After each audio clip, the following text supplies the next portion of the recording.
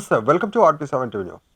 కరీంనగర్ జిల్లా హుజూరాబాద్ నియోజకవర్గంలో ఇల్లంతకుంట మండలంలోని నేడు ప్రజాపాలన కార్యక్రమంలో భాగంగా ప్రతి ఇంటికి సంక్షేమ పథకాలు అమలు కొరకై ఇల్లంతకుంట మండలంలోని మల్యాల గ్రామంలో 6 గ్యారంటీల లబ్ధిదారుల నుండి దరఖాస్తులు స్వీకరించడం జరిగింది.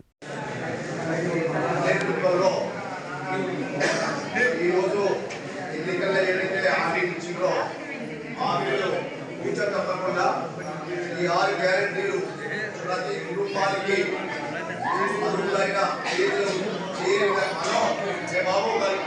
కొంచెం మాట్లాడే